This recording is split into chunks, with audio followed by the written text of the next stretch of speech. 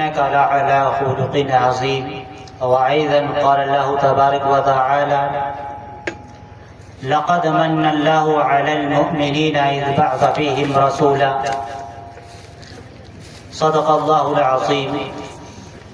وقال النبي صلى الله عليه وسلم: المسلم أخو المسلم.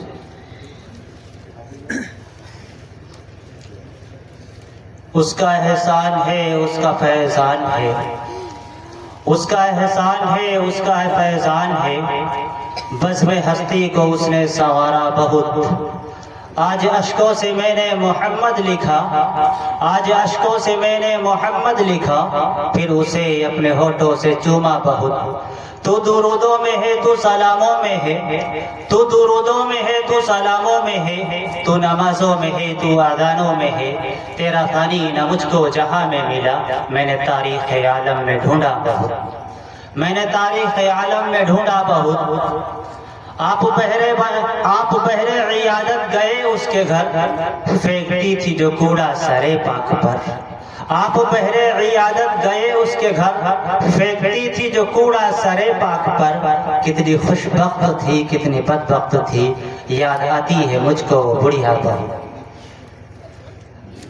سامعین باتمکین، اللہ رب العزت کا بہت بڑا احسان ہے کہ اللہ رب العزت نے ہم اور آپ کو اس نورانی عرفانی محفل میں ایک جگہ دین کی نسبت پر بیٹھنے کی توفیق عنایت فرمائی. عزیزو، میں آپ حضرات کے روبرو حاضر ہوا ہوں، یہ میری خوش قسمتی ہے. ڈائس پر اکثر تعداد اساتذہ کرام کی موجود ہے. اللہ تبارک و تعالی نے اپنے کلام مقدس کے اندر ارشاد فرمایا: لقد من اللہ علی المؤمنین اذ بعث فیہم رسولا. اہل ایمان کو مخاطب کیا اور فرمایا: اے ایمان والو، ہم نے تم پر احسان کیا، تمہارے درمیان جناب محمد عربی صلی اللہ علیہ وسلم کو بھیج کر. عزیزو، اللہ تبارک و تعالی نے ہم پر بے بہا نعمتیں نچھاور کی اور تمام تر نعمتوں سے نوازا، لیکن اللہ تبارک و تعالی نے کبھی احسان نہیں جتلایا. اللہ نے پینے کے لیے میٹھا پانی دیا لیکن احسان نہیں جتلایا. پہننے کے لیے طرح طرح کے لباس دیے لیکن احسان نہیں جتلایا.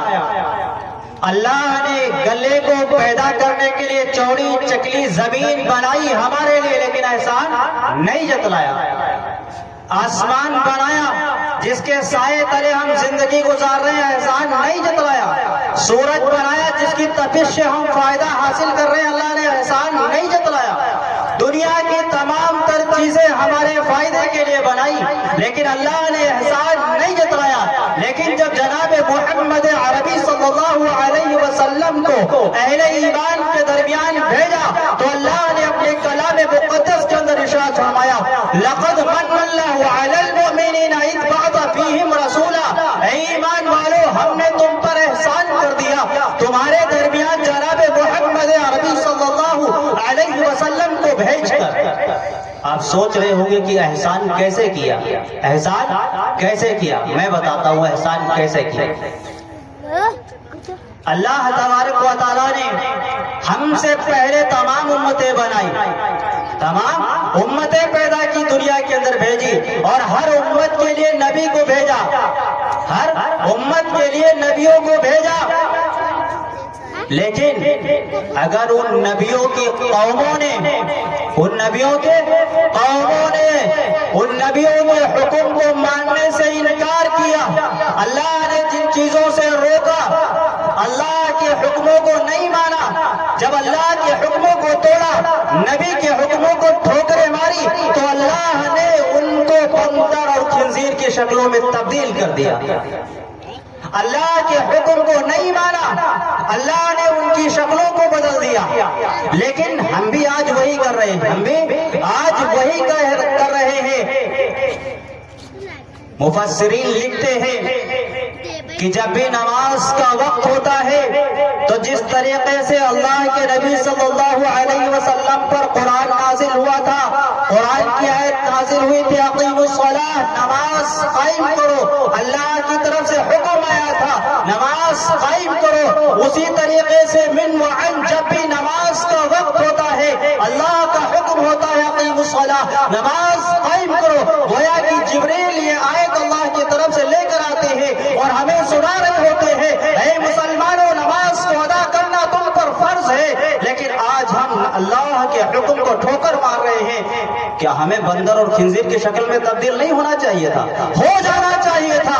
लेकिन एहसान है नबी आखिर सल्लल्लाहु अलैहि वसल्लम का कि हम और आपके आका जनाब मोहम्मद अरबी सल्लल्लाहु अलैहि वसल्लम ने दुआ की थी, ए अल्लाह मेरी उम्मत को एक बार की बेहलाक मत करना, ए अल्लाह मेरी उम्मत को एक बार की बेहलाक मत करना, वरना अमाल ऐसे है कि जमीन को यूं उठाया जाए और उल्टा पटक दिया जाए, हम जमीन के अंदर धंस जाए। ऐसे बड़े बड़े अमाल हम कर रहे हैं, ऐसे घिनौने अमाल हमसे सरजद हो रहे हैं। हमने कभी गौर नहीं किया, हमने कभी गौर नहीं किया।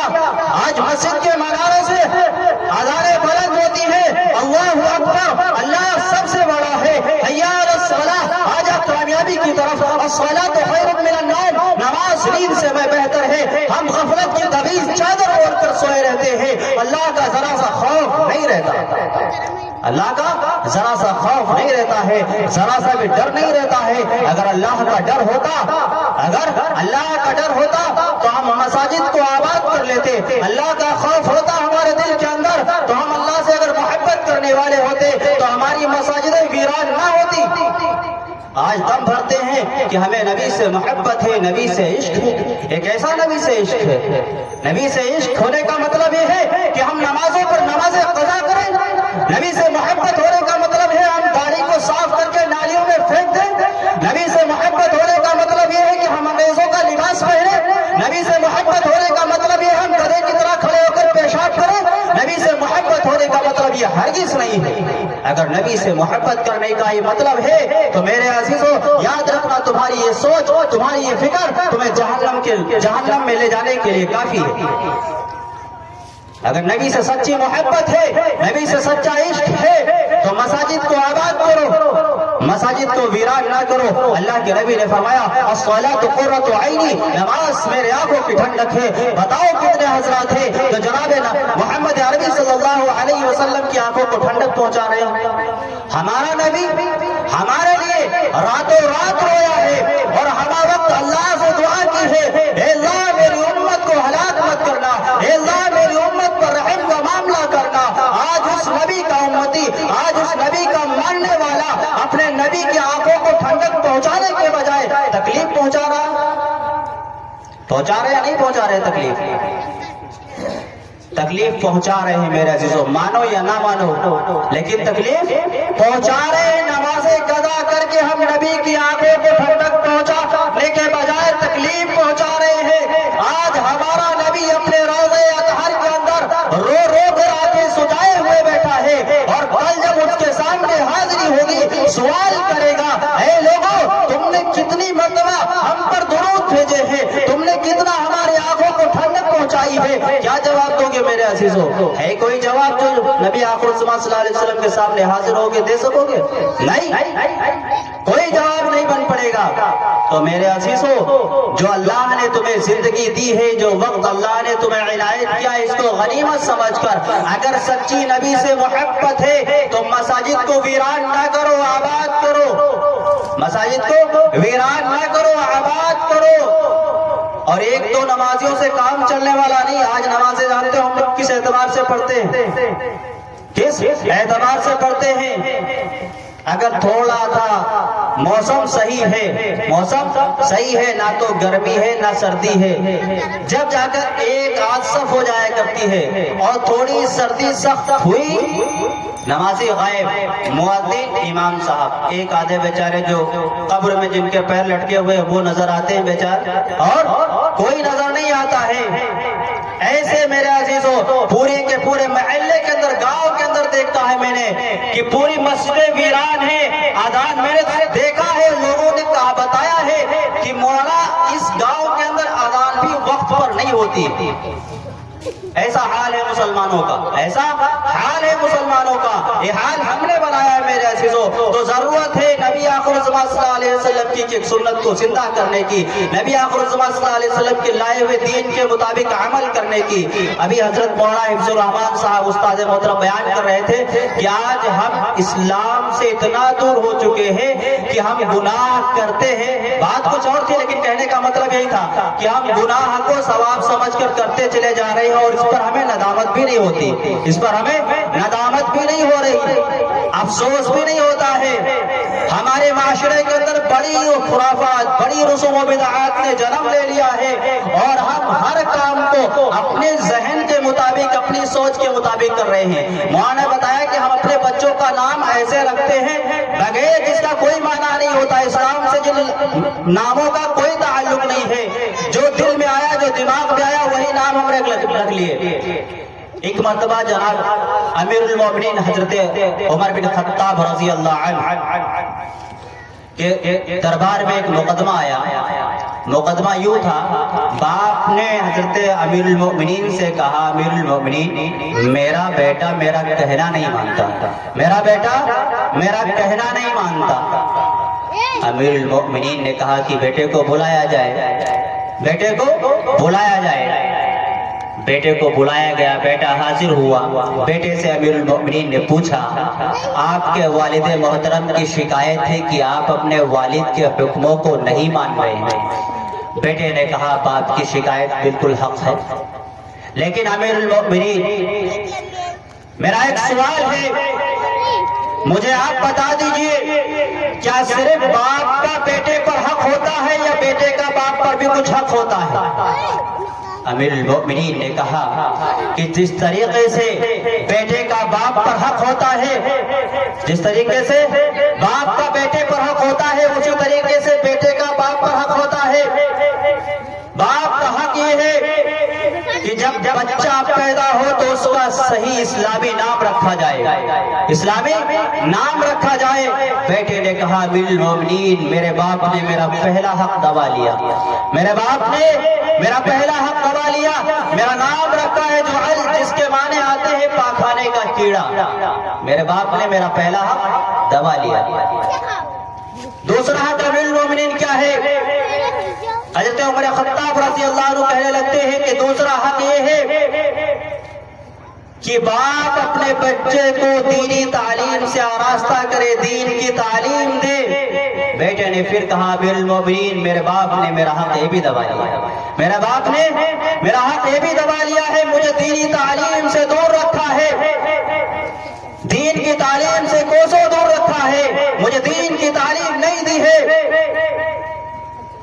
امیر المومنین اور کوئی حق؟